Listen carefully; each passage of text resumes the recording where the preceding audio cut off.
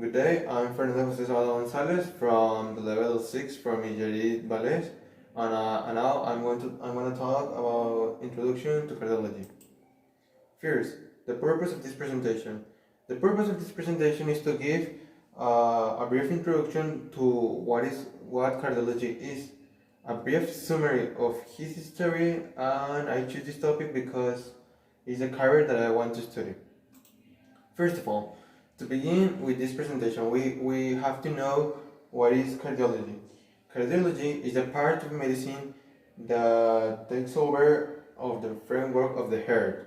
What is the heart? The heart is a muscular conical organ located in the center of the body, which which which function as a pump because it's propelling blood throughout the body. Well, the basic purpose of the cardiology is to study, diagnosis, treatment, and prevention of the cardiovascular disease. After it, we can start with the history. Everything begins with Plato. Plato, in his academy, was the first Greek to establish that the heart was in the center of the body. Also, he said that the blood, which was around the body, it was responsible for distributing heat to the body. Also, we have Hippocrates. Hippocrates also thought that the hair was the central organ responsible for supplying blood, supplying blood faculties and innate warmth.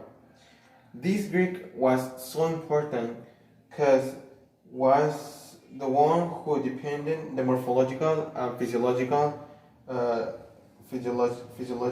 analysis of the hair, spoke about the chambers of the hair, the bulb structures, and about the red and dark blood, and established the essential differentiation between arteries and veins. Also, we have an Aristotle. Aristotle writes about the strangulation, tetanus, and polydermatitis of the horse, as well as parts of animals. The aorta is named and established the relationship between the pulse and rhythmic contractions of the heart. Aristotle, Hippocrates, and Plato was the most important Greeks that spoke something about the cardiology, and they resume or characterize the 4th and 5th century before our era. To continue with the history of cardiology, we have the Greeks of Alexandria. That 1 century later, we Erophil, more a physiologist than a morphologist. For morphologists distinguish the principal differentiation between the systole and diastole, and also mention the four fundamental characteristics of the pulse. We have the greetings of Galen that prevalent as a medical dogmas of biblical authority, which basically are an acceptance to the hypochondriatic theory. We have an office that in the 13th century discovered the minor circulation as a necessary way for the blood of the right heart to reach the left ventricle. His discovery was ignored, but 200 years later, in 1543, Andrea Vesalius uses the Ibn-Nafi's discovery to correct the Galen's anatomy. Colombo in 1559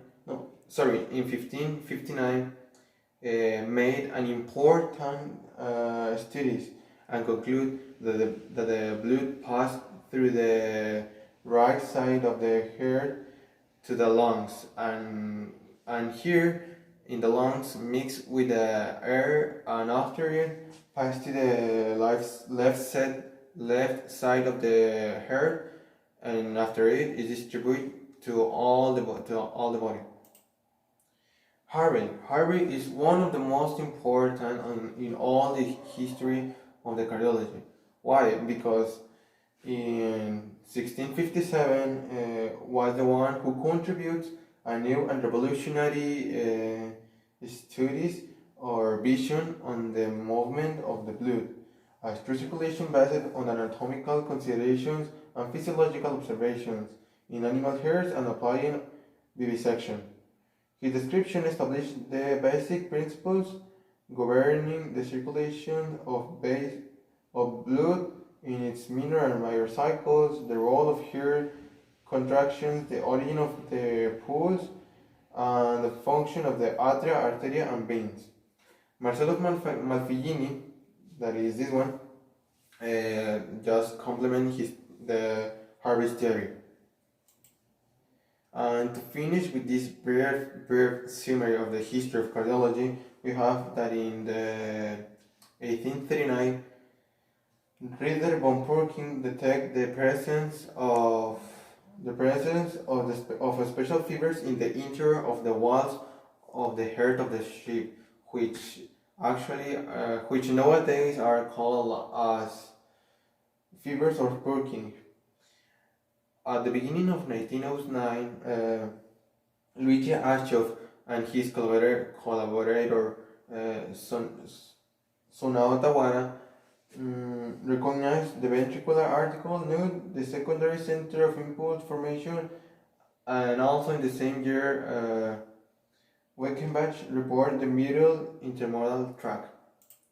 And to finish with this presentation, we have some facts that helps the cardiology development. We have that in the 1816, Laennec, who was familiar with the percussion methods, invented the stethoscope.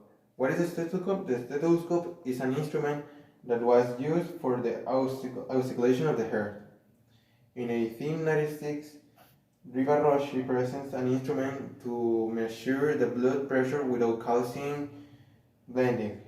And finally, Frank Norman Wilson in the 1934 improved the method to taking electrocardiogram by introducing the unipolar derivative. So, thank you for your attention.